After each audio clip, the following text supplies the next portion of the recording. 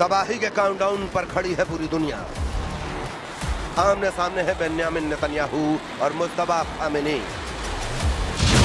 क्या ट्रंप की ताकत और ईरान का पलटवार कराने जा रहा है वर्ल्ड वॉर? हर इजरायली वॉर के जवाब में ईरान का दोगुना हमला। पश्चिम एशिया का जर्रा जर्रा अब तबाही की कगार पर है, ग्लोबल विस्फोट में बदलने को तैयार है। ईरान के खिलाफ इजराइल की आखिरी चेतावनी ने पूरी दुनिया की नींद उड़ा दी है। अगले 24 घंटे बहुत ज्यादा अहम हैं।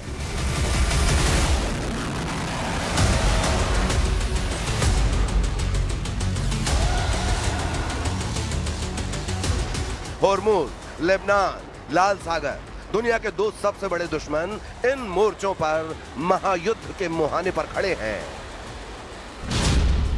ट्रंप और नेतन्याहू के गुस्से का कब तक सामना करेगा ईरान?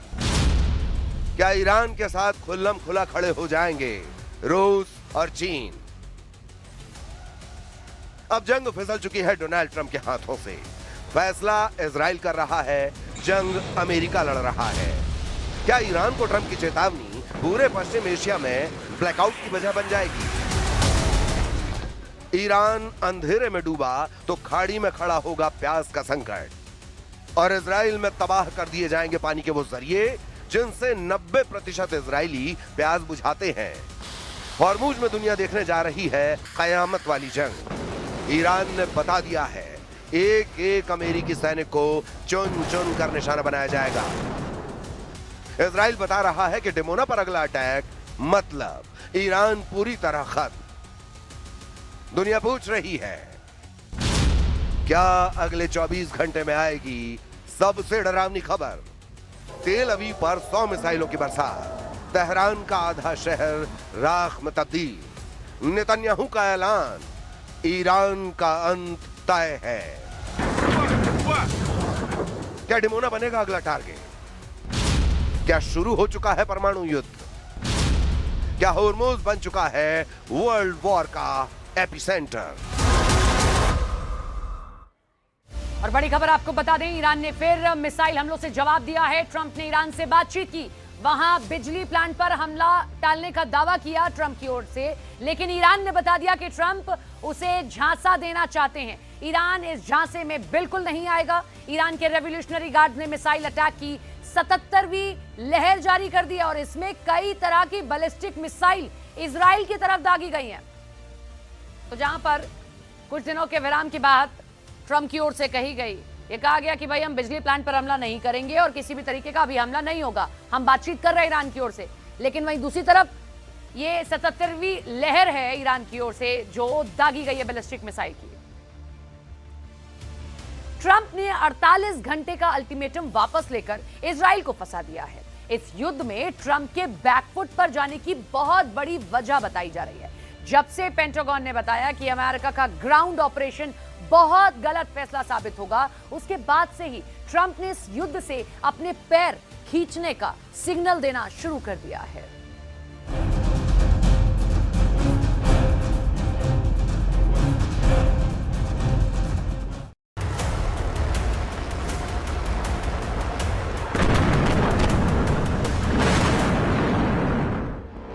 आखिर ऐसा क्या हुआ? क्यों बदल गया खाड़ी देशों का रुख?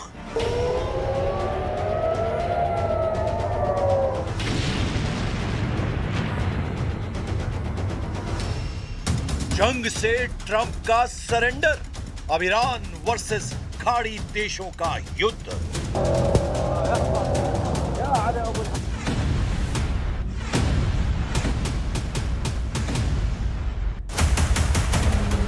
3 हफ्ते पहले तक Saudi Arabia, UAE, Qatar, Oman सबकी एक ही लाइन थी, ये हमारी लड़ाई नहीं है। लेकिन अब वही देश अमेरिका से कह रहे हैं, ईरान को अधूरा मत छोड़ो। फरवरी 28 को अमेरिका और इजराइल ने ईरान पर बड़े हमले शुरू किए। ईरान के सुप्रीम लीडर अली खामेनी सहित कई टॉप लीडर्स मारे गए। ईरान की बैलिस्टिक मिसाइल और ड्रोन फैसिलिटी को टारगेट किया गया। लेकिन ईरान ने सिर्फ अमेरिका और इजराइल पर नहीं बल्कि पूरे गल्फ पर हमला कर दिया। सभी 6 गल्फ कोऑपरेशन काउंसिल देश Saudi Arabia, UAE, Qatar, Bahrain, Kuwait, Oman पर ड्रोन और मिसाइल दागे। दुबई एयरपोर्ट पर हमला, सऊदी अरब की रिफाइनरी बंद, कुवैत में ऑयल प्रोडक्शन प्रभावित, पर्यटन ठप और कई मौतें हुई।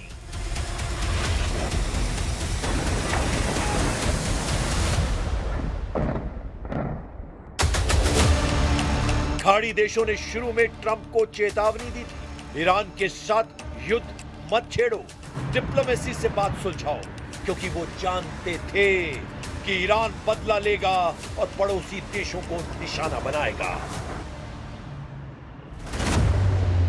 एक गल्फ डिप्लोमेट ने कहा था, हम नहीं चाहते कि सैन्य हमले से ईरान की स्थिरता खत्म हो, डिप्लोमेसी बेहतर है।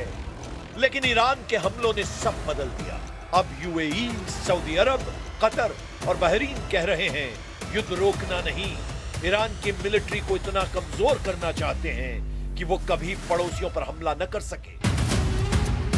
युद्ध की शुरुआत में खाड़ी देशों को डर था युद्ध उनके दरवाजे तक आ जाएगा, तेल सप्लाई ठप हो जाएगी और उनकी अर्थव्यवस्था हिल जाएगी। इसीलिए उन्होंने अमेरिका को साफ कहा था, युद्ध मत शुरू करो। लेकिन जैसे ही युद्ध शुरू हुआ, ईरान ने सीधा हमला किया। यूएई के शहरों पर ड्रोन अटैक से blast,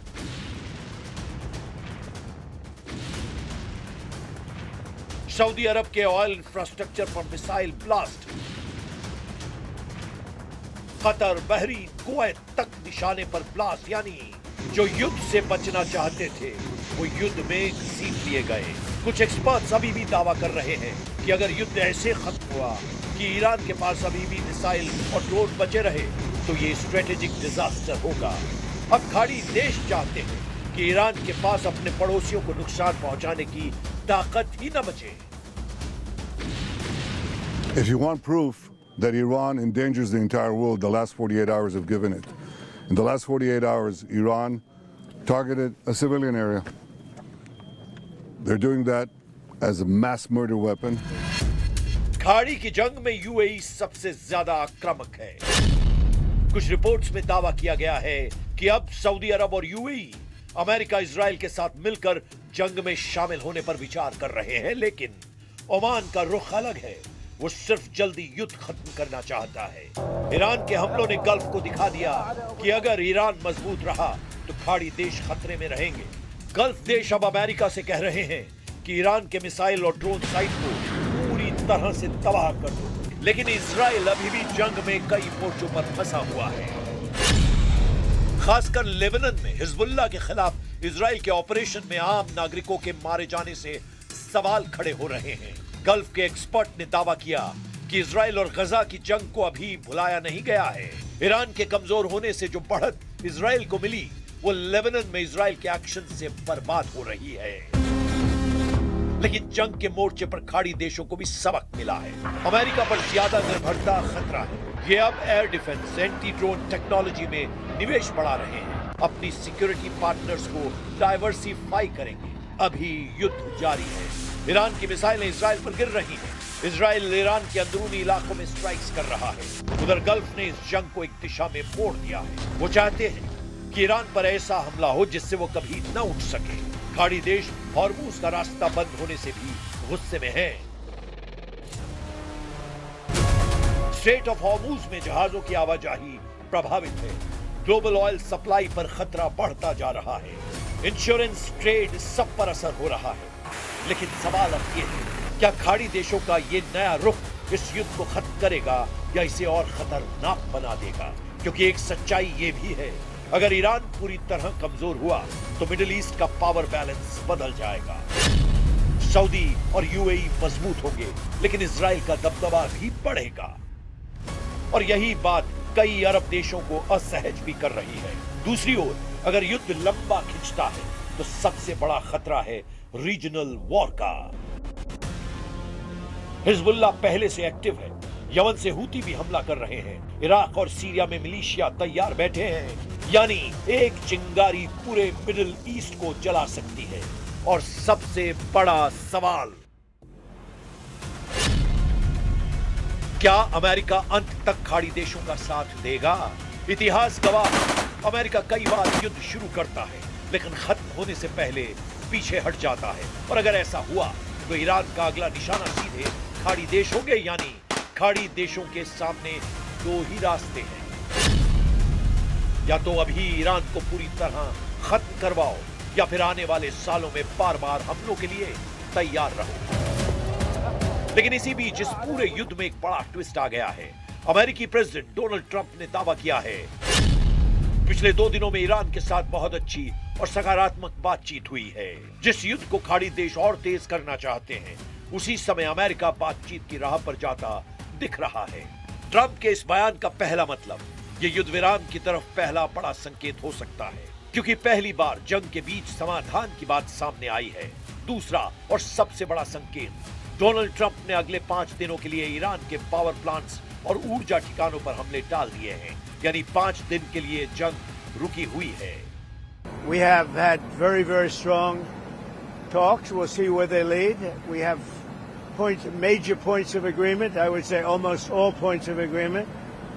Perhaps that hasn't been conveyed. The communication, as you know, has been blown to pieces. They're unable to talk to each other.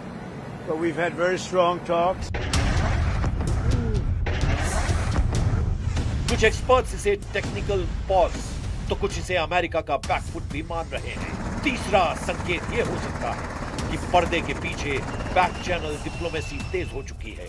और अब सबसे बड़ा सवाल, ये 5 दिन मिडिल ईस्ट के लिए सबसे अहम साबित हो सकते हैं। अगर बातचीत सफल हुई तो ये युद्ध यहीं रुक सकता है, लेकिन यही सबसे बड़ा टकराव है। एक तरफ खाड़ी देश कह रहे हैं ईरान को पूरी तरह खत्म करो, और दूसरी तरफ अमेरिका कह रहा है बातचीत से हल निकालो, यानी जंग अब सिर्फ ईरान बनाम अमेरिका नहीं बल्कि युद्ध बनाम बातचीत की लड़ाई बन चुकी है। इसीलिए जो देश कल तक कह रहे थे यह हमारी लड़ाई नहीं, आज वही कह रहे हैं अब यह हमारी सुरक्षा की लड़ाई है। मिडिल ईस्ट का यह युद्ध अब सिर्फ मिसाइलों का नहीं बल्कि डर, बदले और वर्चस्व की लड़ाई बन चुका है, जहां हर देश शांति की बात करता है लेकिन चाहता है कि युद्ध उसके हिसाब से खत्म हो।